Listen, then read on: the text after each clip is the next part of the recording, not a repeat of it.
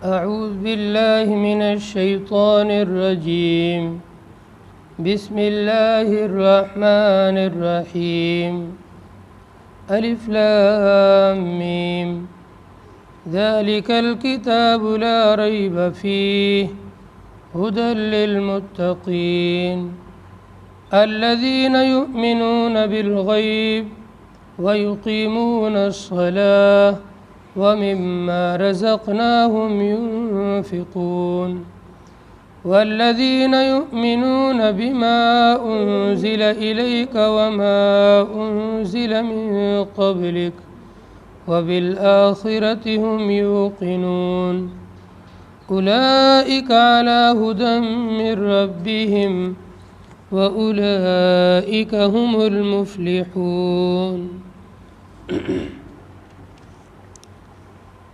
سورہ بقرہ مدنی صورت ہے، 186 آیات اور 40 رکوع ہے۔ اس صورت کی شروع کی آیات کے اندر انسانوں کے 3 گروہوں کا ذکر ہے۔ سب سے پہلے مومنین متقین کا، ایمان والے جو لوگ ہیں، جو متقی حضرات ہیں، ان کی کیا صفات ہے، کیا خوبیاں ہیں، اس کو ذکر کیا شروع کی 5 آیات میں۔ پھر اس کے بعد 2 آیت کے اندر جو پکے کافر ہیں، پکے منکر ہیں، کھلم کھلا کافر اور منکر ہیں، ان کا ذکر ہے۔ اس کے بعد پھر تقریباً پورے 1 رکوع کے اندر منافقین کا ذکر ہے، منافقین کی صفات، منافقین کے اخلاق و عادات، اور پھر منافقین کی 2 مثالیں بھی بیان کی گئی ہے۔ پہلی 5 آیات کے اندر ایمان والوں اور متقیوں کا تذکرہ ہے۔ بسم اللہ الرحمن الرحیم، شروع اللہ تبارک و تعالیٰ کے نام سے جو بڑا مہربان نہایت رحم والا ہے۔ الف لام میم، الف لام میم یہ حروف مقطعات میں سے ہیں۔ حروف مقطعات، اس کا ترجمہ، اس کا مفہوم، اس کی تفسیر اللہ تعالیٰ ہی جانتے ہیں، واللہ اعلم بالصواب۔ اسی لیے حروف مقطعات کی تفسیر میں پڑھنے سے منع کیا جاتا ہے کہ جو آدمی حروف مقطعات کی تفسیر میں پڑھے گا تو وہ اس کی تہہ تک پہنچ ہی نہیں سکتا ہے۔ بہت سارے مفسرین نے تحقیق کی، اخیر کے اندر یہی لکھا ہے کہ حروف مقطعات کا صحیح معنی، صحیح مفہوم صرف اللہ کی ذات کو معلوم ہے، اللہ کے سوا کوئی نہیں اس کو جان سکتا ہے۔ اس لیے حروف مقطعات کی تفسیر میں زیادہ تحقیق، بحث، مباحثہ نہیں کرنا ہے۔ ذالک الکتاب لا ریب فیہ، یہ کتاب، ذالک یہ عظمت کے لیے لائے ہے، یہ قرآن کریم کی عظمت بتلانے کے لیے، اتنی عظیم الشان کتاب، اتنی محترم بالشان کتاب، اور ایسی برکتوں اور رحمتوں والی کتاب، لا ریب فیہ، اس کتاب کے آسمانی ہونے میں اور اللہ کی طرف نازل شدہ ہونے میں کوئی شبہ نہیں ہے۔ کیونکہ جب کفار مکہ اور مشرکین مکہ نے قرآن کے بارے میں کہا کہ قرآن تو محمد نے گھڑ لیا ہے، محمد نے بنا لیا ہے، یہ کوئی آسمانی کتاب نہیں ہے، ہم نہیں مانتے اس کو آسمانی کتاب، تو اللہ تعالیٰ نے ان کو چیلنج کیا اور ان سے کہا کہ اگر تم کہتے ہو کہ قرآن کو حضرت محمد صلی اللہ علیہ وسلم نے خود بنا لیا ہے یا خود گھڑ لیا ہے، تو تم بھی انسان ہو، عربی کے بڑے ماہر ہو اور عربی کے شاعر ہو۔ حضرت نبی علیہ الصلوۃ والسلام کے دور میں زبان کی مہارت کا بڑا چرچا تھا۔ عرب کے چھوٹے چھوٹے بچے بڑے اونچے پائے کے شاعر ہوتے تھے اور بہت ہی عمدہ شعر کہا کرتے تھے، اور عربوں کے اندر جو اچھے اشعار کہتے تھے انہیں کو لوگ قبیلے کا سردار بناتے تھے اور اس کی بہت زیادہ عزت کرتے تھے۔ ایسے وقت میں اللہ نے چیلنج کیا کہ تم لوگ بھی عربی جانتے ہو، تو اگر یہ کلام محمد نے بنا لیا ہے تو تم بھی اس کے جیسا کوئی کلام بنا لو، جبکہ تم پڑھے لکھے ہو، تم عربی کو اچھی طرح جانتے ہو۔ اس کے مقابلے میں کوئی اس کے جیسی 10 آیات لے کر آ جاؤ یا ایک چھوٹی سورت چھوٹی آیت لے کر آ جاؤ، لیکن کوئی بھی لا نہیں پایا۔ تو اللہ نے فرمایا یہ کتاب آسمانی کتاب ہے، اللہ کی طرف سے نازل شدہ کتاب ہے، اس کتاب کے آسمانی ہونے میں کوئی شک و شبہ نہیں ہے، اور پھر اس کی آیات میں بھی کوئی شک و شبہ نہیں ہے۔ بالکل قرآن کریم کی آیات کھلی ہوئی اور واضح ہے، احکامات ہے، پھر انبیاء کے قصص اور واقعات ہیں، پچھلے جو نبی گزرے ہیں، حضرت نوح علیہ السلام، حضرت شعیب علیہ السلام، حضرت ابراہیم علیہ السلام، ان نبیوں کے واقعات بھی ذکر کیے گئے ہیں۔ تو قرآن کریم کے آسمان سے نازل ہونے میں بھی کوئی شک و شبہ نہیں ہے، اور خود قرآن کی آیات کے اندر بھی کسی قسم کا کوئی شک اور شبہ نہیں کیا جا سکتا ہے، کوئی گنجائش ہی نہیں ہے۔ ھدی للمتقین، ہدایت ہے، رہنمائی ہے متقیوں کے لیے، پرہیزگاروں کے لیے۔ اللہ تبارک و تعالیٰ نے قرآن کریم کو تو پوری انسانیت کے لیے ہدایت والا بنا کر بھیجا ہے، لیکن اس سے ہدایت حاصل وہی لوگ کرتے ہیں، ہدایت قبول وہی لوگ کرتے ہیں جن میں تقویٰ ہے، جن میں خوف خدا ہے، جن کے اندر اللہ کا ڈر ہے، وہی لوگ اس قرآن سے فائدہ اٹھاتے ہیں اور قرآن سے ہدایت پاتے ہیں۔ بقیہ قرآن تو نور ہی نور ہے، قرآن تو ہدایت ہی ہدایت ہے، لیکن سامنے دل بھی ہدایت قبول کرنے والا ہونے چاہیے، تو اس کے لیے یہ قرآن ہدایت ہے۔ اس کی مثال حدیث کے اندر یوں دی ہے، حضرت نبی علیہ الصلوۃ والسلام نے ایک حدیث میں ارشاد فرمایا کہ میری مثال اس آسمان سے نازل ہونے والی بارش کی طرح ہے۔ آسمان سے بارش پڑتی ہے تو نیچے جو زمین ہے نا، یہ زمین 3 قسم کی ہوتی ہے۔ ایک تو زمین بالکل پتھریلی زمین ہے، اور پتھریلی زمین اور برابر زمین ہے، تو نہ تو پانی اس میں جذب ہوتا ہے اور نہ وہ جمع ہوتا ہے۔ جیسے ہی آسمان سے پانی برسا اس زمین پر پڑا اور پڑتے ہی بہہ کر کے آگے چلا گیا، نہ اس زمین کے اندر پانی جذب ہوا نہ اس میں جمع ہوا، تو اس زمین کو اس پانی سے کوئی زیادہ فائدہ نہیں ہوا، بس وقتی طور پر تھوڑے دن کے لیے وہ زمین بھیگی، ٹھنڈک تو پہنچی، لیکن نہ اس نے اپنے اندر پانی کو جذب کیا اور نہ روک کے رکھا، تو نہ تو خود فائدہ اٹھایا نہ دوسرے کسی کو فائدہ پہنچایا۔ دوسری قسم کی زمین جو نرم زمین ہوتی ہے، جیسے ہی پانی اس پر پڑتا ہے اس پانی کو اپنے اندر جذب کر لیتی ہے، اور جذب کرنے کے بعد یہ اپنے اندر سے پیڑ پودوں کو، گھاس کو اگاتی ہے، جس سے انسانوں کے لیے گلے کا، جانوروں کے لیے چارے کا انتظام ہوتا ہے۔ یہ سب سے بہترین زمین ہے، سب سے اچھی زمین ہے۔ خود زمین نے بھی اس پانی سے فائدہ اٹھایا اور خود فائدہ اٹھا کر کے دوسری مخلوق کے لیے بھی فائدے کا ذریعہ بنی۔ اور تیسری زمین جو گڑھوں کی شکل میں ہے یا تالاب کی شکل میں ہے، تو جیسے ہی بارش پڑی پانی جذب تو نہیں ہوا، لیکن گڑھا ہونے کی وجہ سے، تالاب ہونے کی وجہ سے پانی یہاں پر جمع ہو گیا۔ اب اس سے دوسرے لوگ فائدہ اٹھا رہے ہیں، ادھر ادھر سے لوگ آتے ہیں، پانی اٹھا کے لے جاتے ہیں اور پانی بھرتے ہیں۔ اللہ کے نبی نے فرمایا میری اور قرآن کی مثال بھی یہی ہے۔ اللہ نے قرآن کو آسمان سے اتارا تو انسانوں میں سے کچھ لوگوں کے سینے ایسے تھے جنہوں نے قرآن کے علوم کو اپنے اندر محفوظ کیا، خود بھی اس سے فائدہ اٹھایا اور دوسرے لوگوں کو بھی قرآن کے علوم بتلا کر ان کو فائدہ پہنچایا۔ اور کچھ لوگ ایسے ہیں جن کے سینے ایسے سخت اور کالے ہو چکے ہیں، گناہ کر کر کے اور گندے راستے پر چل چل کر کے ایسے سخت ہو چکے ہیں کہ قرآن ان تک پہنچا، لیکن قرآن پہنچتے ہی انہوں نے قبول نہیں کیا، نہ تو ان کو خود کو فائدہ پہنچا نہ دوسرے کسی کو فائدہ پہنچا، کیونکہ انہوں نے دل سے قرآن کو مانا ہی نہیں، قرآن کو قبول ہی نہیں کیا۔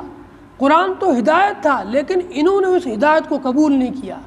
تو ان کی مثال ویسی ہے جیسے وہ سخت زمین جس پر بارش کا پانی پڑتے ہی آگے بہہ کے چلا گیا، نہ جذب ہوا نہ جمع ہوا، ان کو کوئی فائدہ نہیں پہنچا۔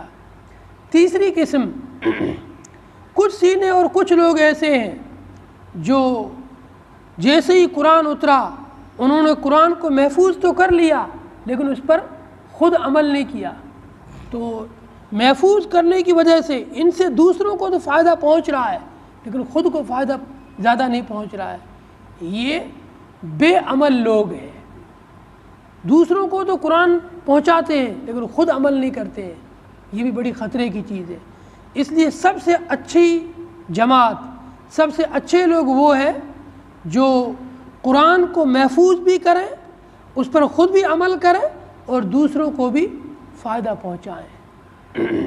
اس لیے قرآن تو ہدایت ہی ہدایت ہے، رحمت ہی رحمت ہے، نور ہی نور ہے، اللہ کی طرف سے سکینت ہی سکینت ہے، لیکن اس نور کو، اس ہدایت کو، اس رحمت کو، اس سکینت کو حاصل کرنے والے اور قبول کرنے والے سینے ہونے چاہیے۔ یہ سینے متقی اور پرہیزگار لوگوں کے سینے ہوتے ہیں۔ اب متقی کون لوگ ہیں، ان کی اگلی آیات میں صفات بیان کرتے ہیں۔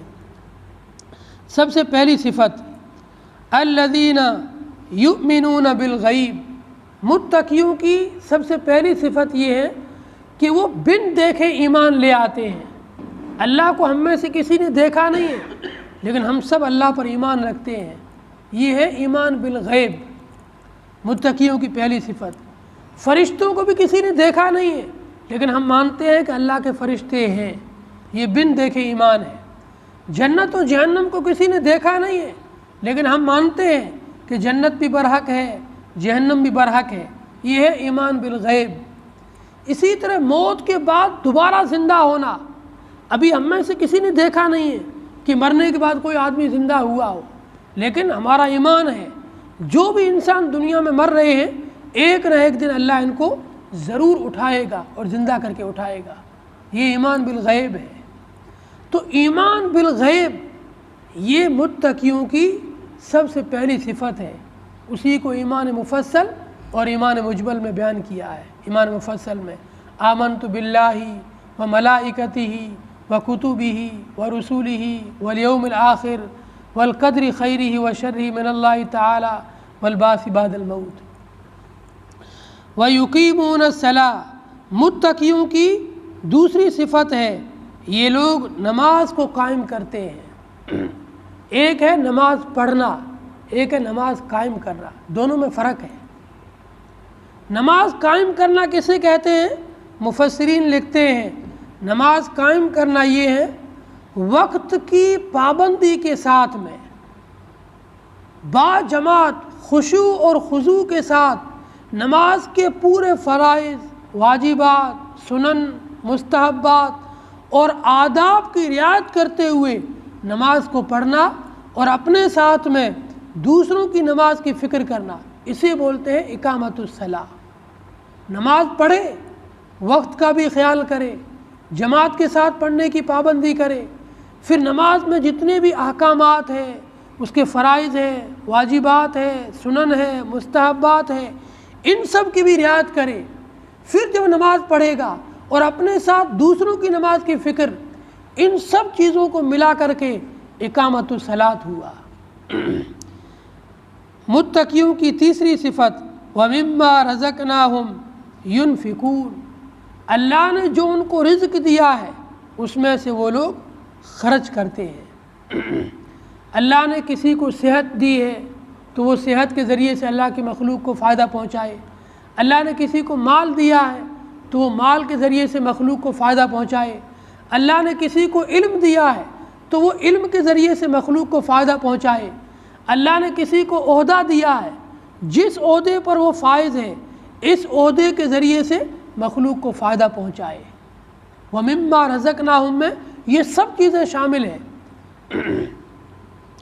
وَالَّذِينَ يُؤْمِنُونَ بِمَا أُنزِلَ إِلَيْكَ وَمَا أُنزِلَ مِن قَبْلِكَ وَبِالْآخِرَةِ هُمْ يُوقِنُونَ، متقی وہ لوگ ہیں جو ایمان لاتے ہیں اس چیز پر جو آپ کی طرف اتاری گئی، یعنی قرآن کریم، وَمَا أُنزِلَ مِن قَبْلِكَ، اور ان چیزوں پر ایمان لاتے ہیں جو آپ سے پہلے اتاری گئی، یعنی توریت، زبور، انجیل اور آسمانی صحیفے، ہم سب ان سب چیزوں پر ایمان لاتے ہیں۔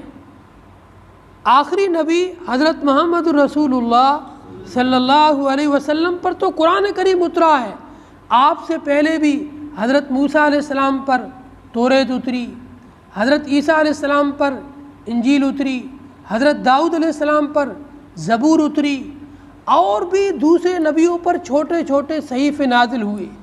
ہم ان سب کتابوں کو اور ان سب صحیفوں کو برحق مانتے ہیں، ان سب پر بھی ایمان لے آتے ہیں، تمام کے تمام اللہ کے نبیوں کو برحق مانتے ہیں اور سب نبیوں پر ایمان لاتے ہیں، اللہ کے تمام رسولوں کو برحق مانتے ہیں اور سب پر ایمان لاتے ہیں۔ اور عقیدہ خاتم الانبیاء یہ اس آیت کے تحت میں اشارتاً ملتا ہے کہ آخری نبی حضرت محمد الرسول اللہ صلی اللہ علیہ وسلم پر اللہ نے نبوت کا سلسلہ ختم کر دیا، اب آپ کے بعد کوئی نبی آنے والا نہیں، اور یہ آخری کتاب ہے، اس کتاب کے بعد میں اب آسمانی کوئی بھی کتاب آنے والی نہیں ہے، اس لیے ہم آپ کے اوپر یعنی آخری نبی حضرت محمد رسول اللہ صلی اللہ علیہ وسلم کے اوپر جو کتاب نازل ہوئی ہے اس پر بھی ایمان لاتے ہیں، اور جو آپ سے پہلے نبیوں پر کتابیں اتری ان پر بھی ایمان لاتے ہیں۔ وَبِالْآخِرَةِ هُمْ يُوقِنُونَ، اور ہم آخرت پر بھی یقین رکھتے ہیں۔ آخرت کسے بولتے ہیں؟ ابھی جس جہاں میں ہم رہ رہے ہیں یہ دنیا ہے، جیسے ہی موت واقع ہوگی ہم مریں گے، مرتے ہی ہم قبر میں چلے جائیں گے، یہ عالم برزخ ہے۔ قبر سے اٹھ کر کے جب اللہ کے دربار میں پہنچیں گے اور پھر جنت و جہنم کا فیصلہ ہوگا، جنت و جہنم کے فیصلے کے بعد جو زندگی شروع ہوگی یہ آخرت کی زندگی ہے۔ اسی لیے نبی نے حدیث میں ارشاد فرمایا، الکیس من دان نفسا وعمل لما بعد الموت، عقل مند آدمی وہ ہے جو اپنی حقیقت اور اپنی اوقات کو پہچانے، موت کے بعد جو زندگی شروع ہونے والی ہے اس کی تیاری میں لگا رہے، اس کی فکر میں لگا رہے، اس کی تیاری کرتا رہے، اسے بولتے ہیں آخرت کی زندگی۔ تو کل 3 عالم ہے۔ پہلا عالم یہ دنیا ہے جس میں آج ہم سب جی رہے ہیں، مرنے کے بعد ہم قبر میں جائیں گے، یہ عالم برزخ ہے۔ پھر قبر سے اٹھ کر کے میدان محشر میں جمع ہوں گے، جنت و جہنم کا فیصلہ ہوگا، یہاں سے جو زندگی شروع ہوگی یہ عالم آخرت ہے، آخرت کی زندگی اس کو کہا جاتا ہے۔ اولئک علی ھدی من ربہم، یہی لوگ اپنے رب کی طرف سے ہدایت پر ہے، واولئک ھم المفلحون، اور یہی لوگ کامیاب ہونے والے ہیں۔ یہ متقی لوگوں کی صفات تھی، جن لوگوں کے اندر یہ صفات پائی جائے گی کہ وہ یؤمنون بالغیب، اللہ تبارک و تعالیٰ کو، فرشتوں کو، نبیوں کو، رسولوں کو، جنت و جہنم کو، اچھی بری تقدیر کو، ان سب چیزوں کو دیکھا نہیں ہے لیکن سب کو مانتے ہیں، یہ ایمان بالغیب ہے۔ یقیمون الصلاۃ، نماز کو قائم کرتے ہیں، اللہ کا دیا ہوا رزق اللہ کی راہ میں خرچ کرتے ہیں، اور تمام کی تمام آسمانی کتابوں پر ایمان لاتے ہیں، اور یہ لوگ ہدایت پر ہے اور یہی لوگ کامیاب ہونے والے ہیں۔ اس سے اگلی آیات کے اندر کافروں اور منافقوں کا تذکرہ ہے، اس کا ذکر انشاءاللہ کل کے درس میں کریں گے۔ اللہ تعالیٰ سے دعا ہے کہ اللہ تعالیٰ ہم تمام کو قرآن کریم کی صحیح سمجھ نصیب فرمائے۔ اللہم صلی علی محمد عبدک ورسولک، صلی علی المؤمنین والمؤمنات والمسلمین والمسلمات، ربنا آتنا فی الدنیا حسنہ وفی الآخرۃ حسنۃ وقنا عذاب النار۔ اللہم انا نسألک الہدی والتقی والعفاف والغنی ونعوذ بک من العجز والبخل والکسل والحرم والمعاصی، رب ارحمهما كما ربياني صغيرا۔ اللهم ارحمنا، اللهم اجبرنا، اللهم ارزقنا، اللهم عافنا، یا حی یا قیوم برحمتک نستغیث۔ یا اللہ ہم سب کو قرآن سے سچی محبت نصیب فرما، قرآن سے سچا عشق نصیب فرما۔ یا اللہ ہمیں قرآن سے وابستہ فرما، ہمیں قرآن سے جوڑ دے، ہماری نسلوں کو قرآن سے محبت نصیب فرما، ہماری نسلوں میں قرآن کے حافظ پیدا فرما، قرآن کے عالم پیدا فرما، قرآن کے مفسر پیدا فرما، قرآن کو جاننے والے پیدا فرما، قرآن کو بیان کرنے والے پیدا فرما۔ یا اللہ قرآن کے احکامات پر عمل کی توفیق نصیب فرما۔ یا اللہ ہمیں قرآن کی صحیح سمجھ نصیب فرما، ہماری زبان پر قرآن کو جاری فرما، ہمارے سینوں کو قرآن کے علوم کے لیے کھول دے۔ اے اللہ ہم سب کمزور بندے ہیں، عزت، طاقت، قوت، روزی سب کی چیزوں کے خزانے آپ کے پاس ہیں۔ اپنے غیب کے خزانوں سے ہمیں مالا مال فرما، اپنی غیبی نظام کو ہمارے لیے حرکت میں لیا، اپنے غیبی نظام کو ہمارے ساتھ جوڑ دے، اپنے غیب سے ہماری مدد فرما، غیب کے خزانوں سے ہمیں مالا مال فرما، غیب کے خزانوں سے ہمیں غنا نصیب فرما، غیب کے خزانوں سے ہمیں ہر قسم کی عزتیں نصیب فرما، امن، سکون، عافیت نصیب فرما۔ جن لوگوں نے دعاؤں کے لیے کہا ہے، لکھا ہے، امید رکھتے ہیں، سب کی جائز تمنا و مرادوں کو پورا فرما۔ صلی اللہ تعالیٰ علی خیر خلقہ محمد وآلہ وصحبہ اجمعین، رحمتک یا ارحم الراحمین۔